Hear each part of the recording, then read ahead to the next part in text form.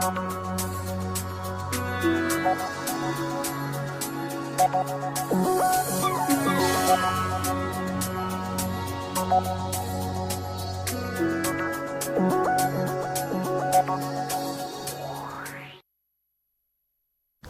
evening from wherever you are watching from. I want to truly appreciate you so much for keeping your eyes on Record TV. My name is Mordecai Mlisa Martin Jr. This is the People's Agenda show that runs every Wednesday, 10 to 11 p.m. We intend to connect dots between you and us that are actually trying to serve you. And we want to always want to extend our appreciations to you every time we understand that you make a big connection and becoming part of this big family, the Record Television or the Record Network family. Well, as I've been always telling you that as we head for 2021, politics seems to be taking a center stage every now and then.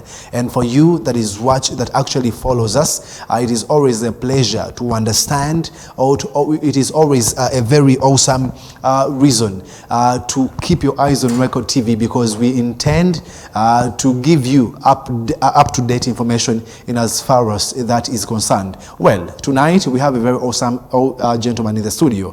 I will first have to maybe have a disclaimer. Then after I will open this show officially.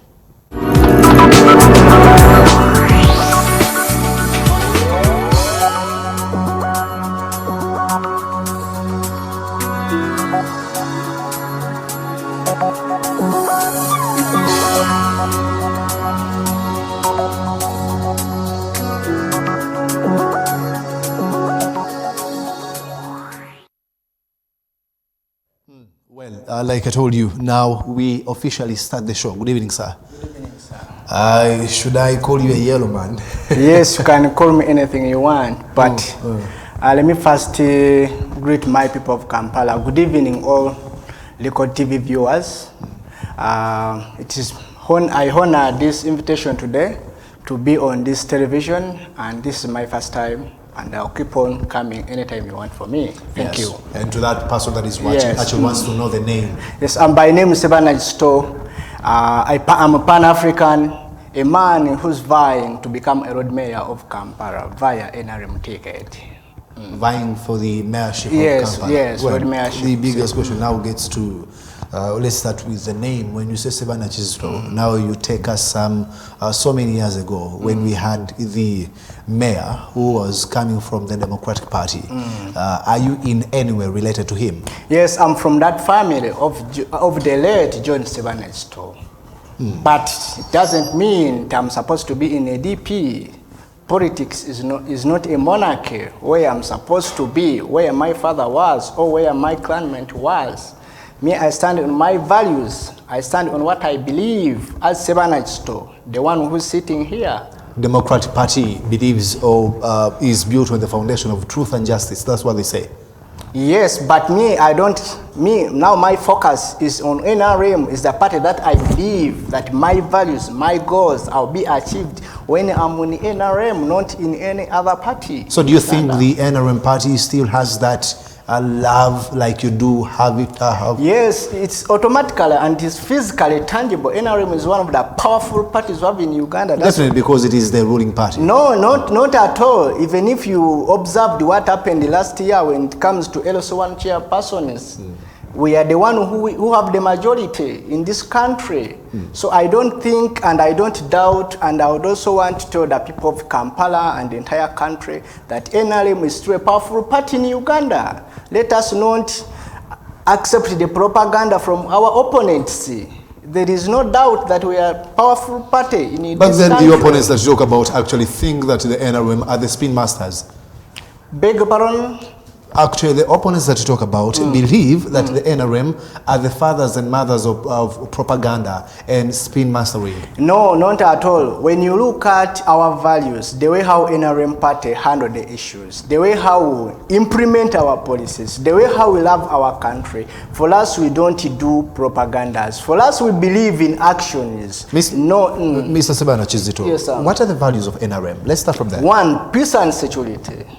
That's our core value, peace and stability. Two, to make sure that everyone in Uganda has the freedom of speech, free democracy.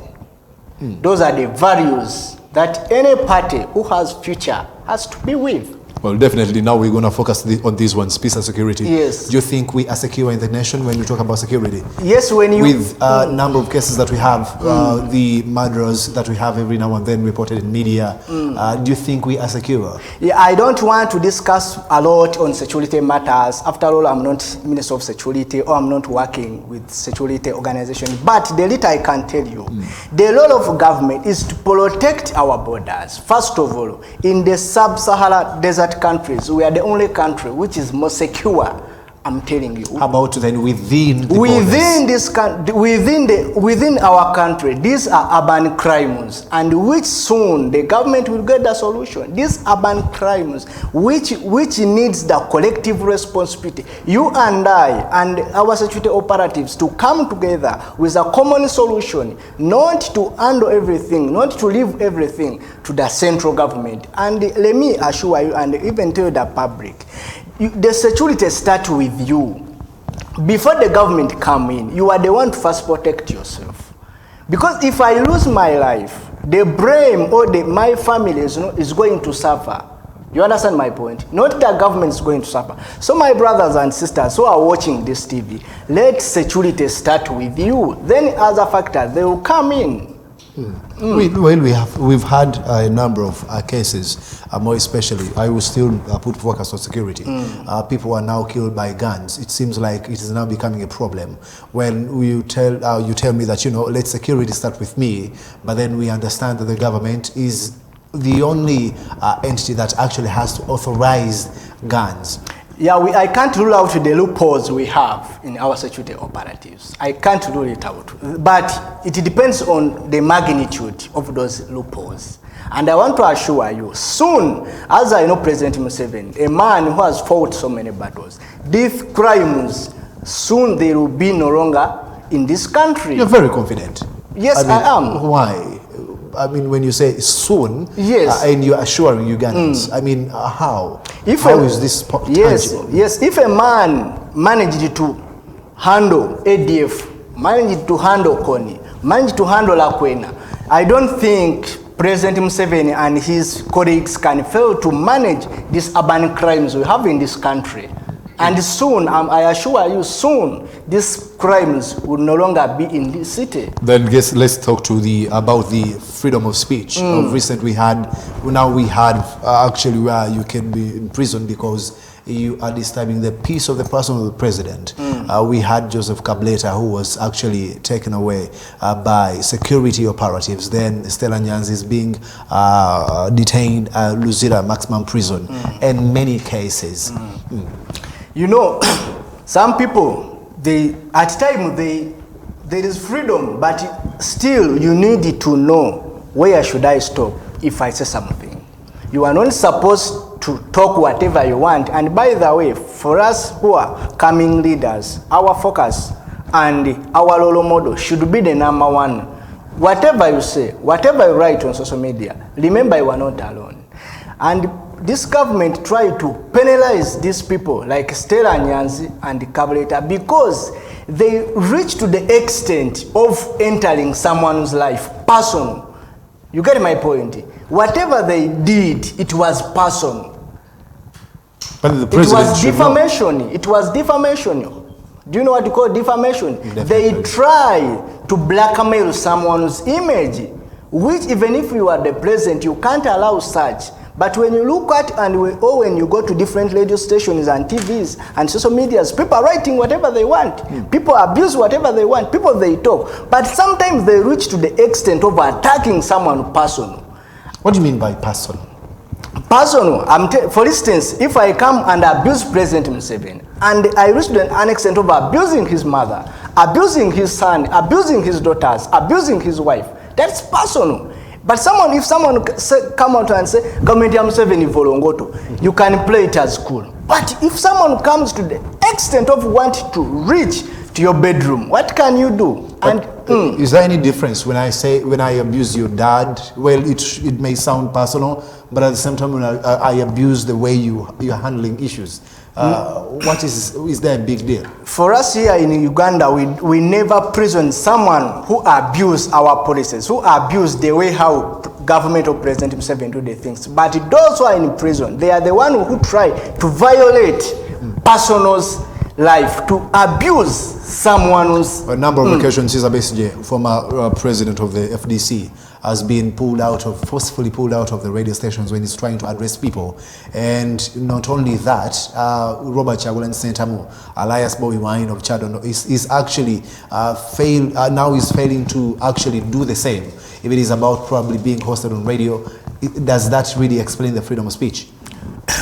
My brother, if you are fair, and if you are living in this country, when you listen some of our political actors, the message they send to the public, they try to catalyze, they try to mobilize people, they try to spread to gospel information which is totally different to the government's information. And there is no government in this world who can allow you to do what those people do. Hope you are watching and the entire world is watching us. When you go and listen those clips, I've been observing these people for quite a long period of time. But their message they send to the public, there is to catalyze the public, do this, we are not going to accept the government's policy. We are trying to make sure that we are going to such information goes to the public. Remember, we have the population of young people, almost 70% are young. These people should not receive the information which is negative. These people should receive the information which is neutral. At the end of the day, this is our nation, this is our country. We should be in a country which has stability, which has peace, because this country does not belong to me. This country is belong to all of us, and Uganda is going to be here for almost 70 years. The biggest question now comes in: how do you know that this person is going to spread or to catalyze, as you say, this kind of information? Based on your records, the records can speak itself. So now does this actually mean that you will never speak again? Unless these people, they change on the mode of their spreading the information. But if they continue spreading such information to the public, I want to assure you, when you go to informal sector, these people, they believe in politicians. They take us as their role model. But if someone comes out and say, "Tubalemese, let us do defiance. Buno busajja tubusobola. Buno busajja butyaffe." Let us speak or let us talk something which has value to our nation. Let us try to encourage these young people to go and work. Picking from the statements, buno busajja tubusobola. What is the problem within the statement? Yeah, buno busajja, it means you are trying to demoralize. You are trying to disrespect our elders. And mind you, let us not forget where you come from. These people, they fought for us. And I always tell people, Uganda got independence in 1962. But the people of Uganda got independence in the 1986. Mind you, got it very well. So we can't allow other people to come and violate I just want you to backtrack. You said Uganda. Uganda as a country, our demographic, the scoop called Uganda, got independence in 1962. Am I clear? But the people of Uganda got independence in the 1986. How do you measure the two? I want you to differentiate between the two. The scope of Uganda and then the people within. Because what actually defines Uganda, it is the people who are there. Let me tell you this. For instance, where I come from in the central region, for us, our peace and stability is when Kabaka is there safe in Ibanda or Mengo is sitting, try to solve the people of Uganda. So that is Buganda. That is Buganda. And the two, I'm coming. And the two, when you go even into other areas, we had so many wars. People were killed. Our cultural leaders were killed. Religious leaders were killed before 1986. So the freedom we have right now, the peace, even the education system, the health service we have, everything we have, I can't even say it and say it all. We are taking a short commercial break. When we do return, I want you to shed more light on that. When you say that Uganda actually received its independence in 1962, but the people actually received independence in 1986. Those are words of Mr. Ssebaana Kizito, who we have in the studio tonight. Just a short commercial break. We do return.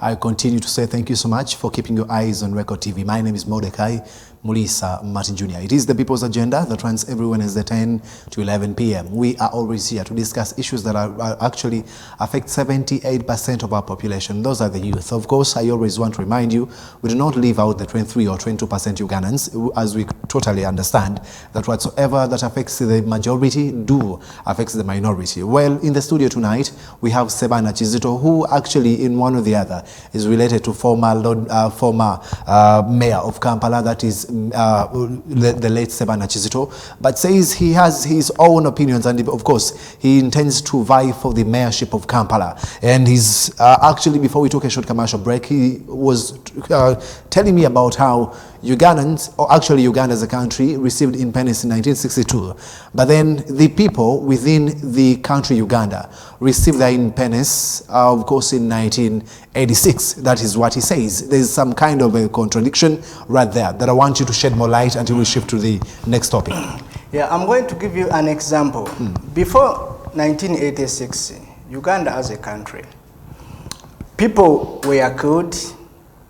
Buganda Kingdom, we had no Kabaka, well, maybe, which I can't rule it out. Maybe let me tell you something.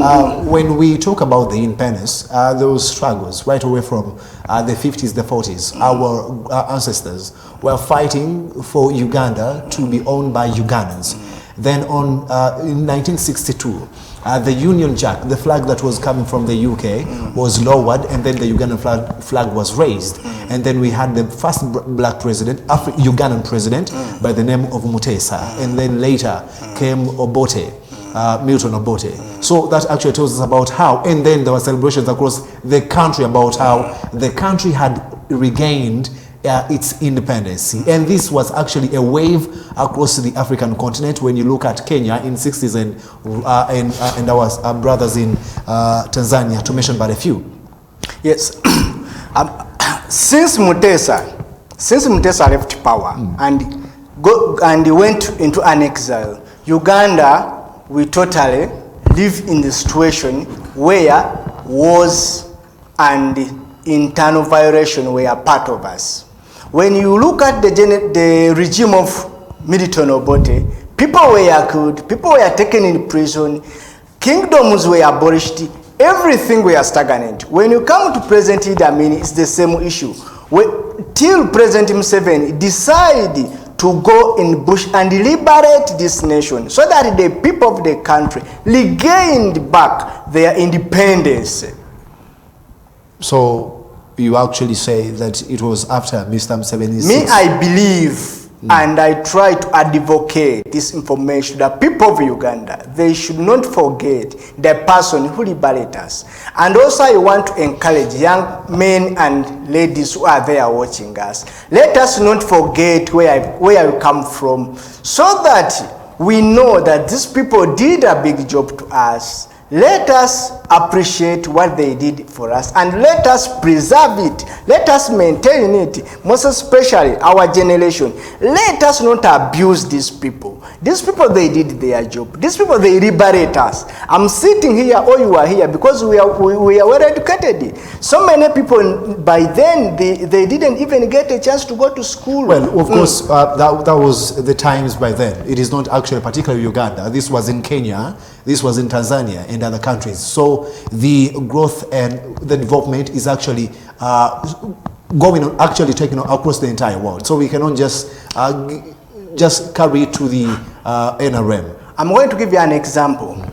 Since 1892, between 1892 and 1986, the growth and development we had by then, you can't compare it with the growth and development we have since the regime of President Museveni came into power. You get my point?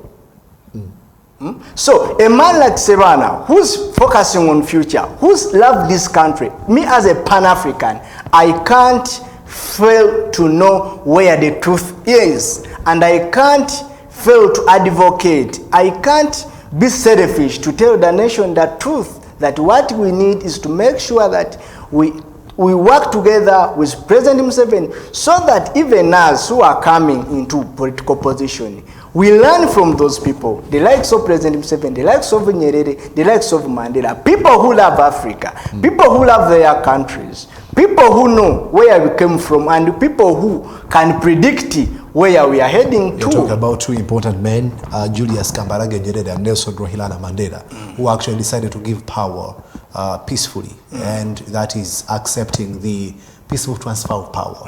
And we are talking about 33 years down the road and still counting. Those are different countries. I can't even discuss it in the wide scope. Those are totally different countries. Uganda as a country, we have our problems. Tanzania, they have also their problems. And you can't compare people of Uganda with people of Tanzania. So why? For the issue of saying that 33 years without thinking of transfer power from one person to another, what matters is the population still love the president. Because for this, while he is saying that the leader, we can test how good you are when you actually leave by the time when the people still say we want you. Not at all. Do you think you have to leave when people are saying we are tired of you? Not at all. Let the people determine whether you are now incompetent or whether you are no longer in their interest. Because here in Uganda, we have elections after 5 years. People go in the ballot box and vote. We have Besigye, we have Bwanika. Everybody has the right to go and stand as a president of the country. But at the end of the day, the power belongs to people to decide who's going to be their president. The subject, okay, well, the election and how fair they could be still remains a subject of contestation. But then, to you as an individual, do you think 33 years, we still add more years? It's okay. It's okay. I don't see as any problem. It's okay. What matters... You're likely to concur with the Honorable Betty Olivunami Sango Kameturiomwe, who at one time said that Mr. Museveni, the president, happens to be the wisest person this country has ever seen. I don't want to intervene, or I don't want to discuss on what Mrs. Betty Kamya discussed. But the issue is, do the population still in love with President Museveni? If the population wake up and say, so Mr. Museveni, we are no longer in love with you, please vacate our state house. The money will be the same. But how do they say this? Because in the ballot box, we have elections after 5 years. It's totally visible. Everyone knows it. We have so many international observers who came during the election, during the period of elections. They came and observed our... I'll give you an example of recent of what happened in Democratic Republic of Congo. Kabila came out and said that he supported Emmanuel Ramazan Shadari to be his, to come after him. But now when they went into an election, there was someone who was thought, Martin Madudu Fayulu, who was thought to win. But it is believed that somewhere, somehow, there were cards that played that saw Felix Antoine Tshisekedi become president. So probably the subject of elections within the countries within Africa could be a subject of contestation, as I said. And I will have to ask you, to you as an individual, do you think we have free and fair elections?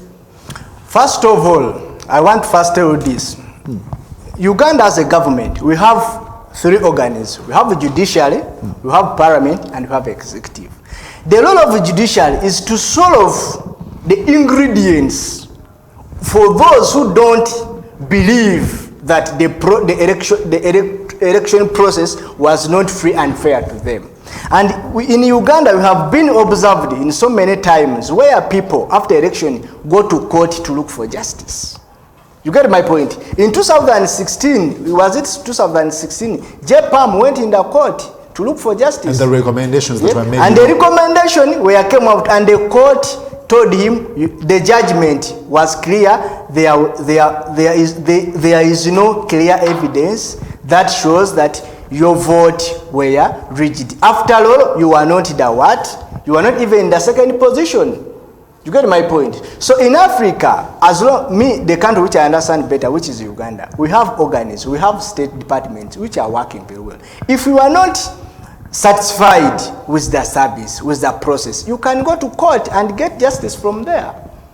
Do you think? And we have been observed it. Do you think our courts are independent? Why not? Is independent. I told you we have 3 organs. Supreme powers of who has to elect the Chief Justice. Me what I know, we have 3 organs. We have judiciary, we have executive, we have parliament. Let's start with those one by one. At one time in parliament, actually, it was attacked by Special Force Command. And this was confirmed. Actually, the speaker coming out and said that I didn't know who gave these people permission to come in the parliament. And you know, remember, those were the days of Jukwata campaign of the amending of the constitution article of amending the constitution about in as far as the age limit was concerned. What was the cause of that catastrophe? It doesn't matter. I think we shouldn't go into that. And when it comes to it was very clear that Sergeant of Arms reported it to the speaker. You know what? The parliament is now out of the control. I need more support from other statutory apparatuses.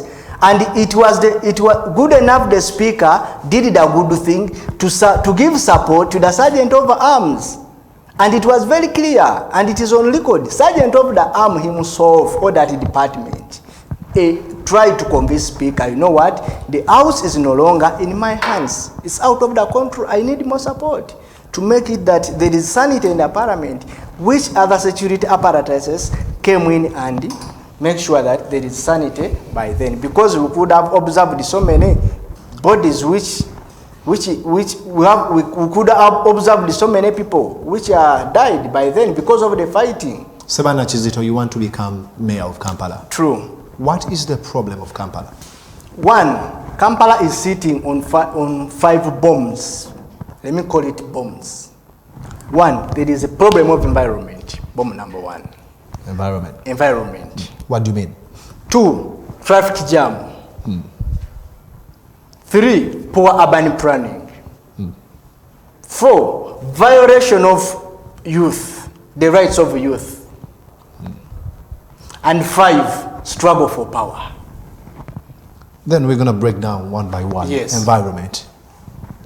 One of the challenges, when I talk to the issue of the environment, when you look at it in Kampala, we are in a situation where we don't think that our future is secure. Why?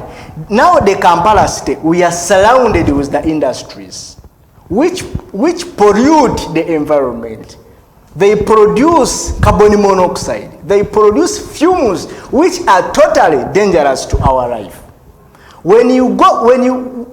Unless we come as a team, we employ the experts, we talk to NEMA, we sit or we involve other stakeholders to come and solve this issue of environment. Because even if you test it, I don't know whether you ever observed it, when they rain, that water that comes from the clouds, if you, like the first 3 minutes, when the rainfall is just starting, and you try to get that water from the bucket, when you look at the quality of that water, is totally right there. I'm taking a short commercial break. When you do return, you will have to put more focus on these. You will, of course, shed more light on environment, then traffic jam, poor urban plan, and others. Of course, we're taking a short commercial break. We still have Ssebaana Kizito wants to become mayor of Kampala, Lord Mayor of Kampala.